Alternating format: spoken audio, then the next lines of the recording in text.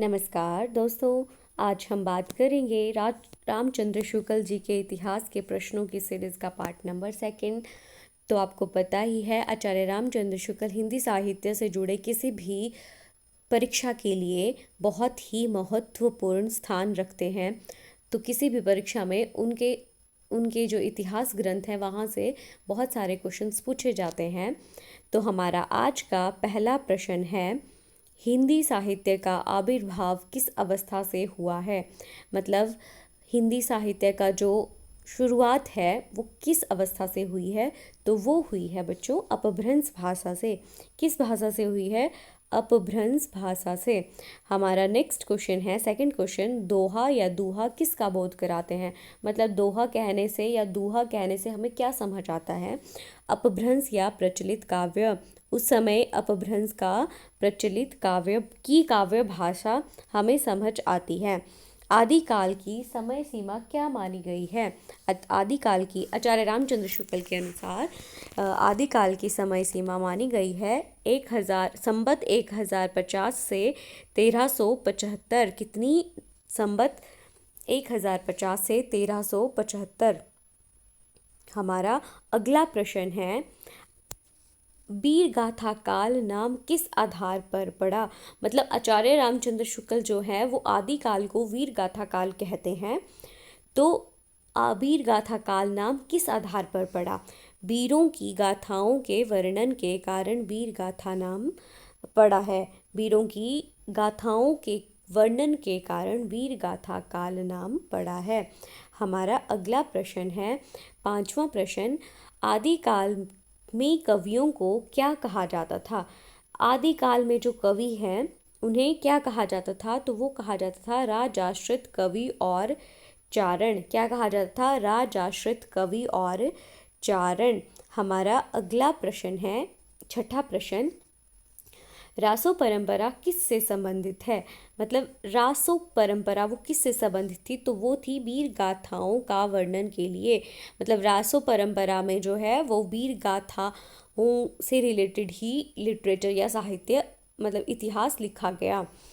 हमारा सातवां प्रश्न है, आदिकाल की रचनाओं में कौन सा विषय जो था वो प्रमुख नहीं था। तो विज्ञान नहीं था। कौन कौन सा था? धर्म था, नीति था, वीरता था, श्रृंगार भी था। हमारा अगला है आठवां प्रश्न, आदिकाल में साहित्य किस स्थान पर सुनाया जाता था। आदिकाल में जो आचार्य रामचंद्र शुक्ल ने जो वीर गाथा काल नाम दिया है, तो वो जो कवि भी होते थे वो राज कवि होते थे। तो कहाँ सुनाया जाता था? राजसभाओं में। राजसभाओं में। हमारा अगला प्रश्न है, हिंदी साहित्य के प्रारंभिक रूप का संबंध किन भाषाओं से है। हिंदी साहित्य का जो प्रारंभिक रूप था वो किस भाषा से संबंधित था। मतलब जो साहित्य स्टार्टिंग में लिखा गया वो कौन सी भाषा में लिखा गया। तो वो था प्राकृत और अपभ्रंश। कौन था? प्राकृत और अपभ्रंश। हमारा अगला प्रश्न है, 10वां प्रश्न, गाथा शब्द से किस भाषा का बोध होता है। गाथा जो शब्द है उससे किस भाषा का बोध होता है। तो वो होता है हमारा प्राकृत भाषा। हमारा 11वां प्रश्न है, हिंदी साहित्य का आदिकाल संबत 1050 से लेकर 1375 तक अर्थात महाराजा भोज के समय से लेकर हमीर देव के समय के कुछ पीछे तक माना जाता है। यह कथन किस लेखक का है। मतलब ये जो पंक्तियां हैं वो किसने लिखी हैं। तो ये लिखी हैं हमारे आचार्य रामचंद्र शुक्ल जी ने। ये बहुत इंपॉर्टेंट क्वेश्चन है, स्टार मार्क कर लो आप चाहे इसको। हिंदी साहित्य का जो आदिकाल है ये क्वेश्चन पूछा जाता है। मैंने 2-3 परीक्षाओं में देखा है ये प्रश्न पूछा गया है। हिंदी साहित्य का आदिकाल संबत 1050 से लेकर संबत 1375 तक अर्थात महाराजा भोज के समय से लेकर हमीर देव के समय के कुछ पीछे तक माना जाता है। यह कथन किस लेखक का है। तो ये है हमारे आचार्य रामचंद्र शुक्ल जी का। इन प्रश्नों में जितनी भी ये जो प्रश्नों की सीरीज चली है, इनमें जितने भी प्रश्न हैं वो आचार्य रामचंद्र शुक्ल के इतिहास ग्रंथ से निकाले गए प्रश्न हैं। मतलब एक चैप्टर पढ़ रहे हैं, एक प्रकरण पढ़ रहे हैं और वहाँ से उनके प्रश्न निकाले जा रहे हैं, राइट। हमारा नेक्स्ट क्वेश्चन है, अपभ्रंश की भाषा मुख्यतः किससे संबंधित मानी जाती है? तो किससे संबंधित मानी जाती है? काव्य भाषा से। अपभ्रंश की भाषा मुख्यतः किससे संबंधित मानी जाती है? काव्य भाषा से, काव्य की भाषा से संबंधित मानी जाती है।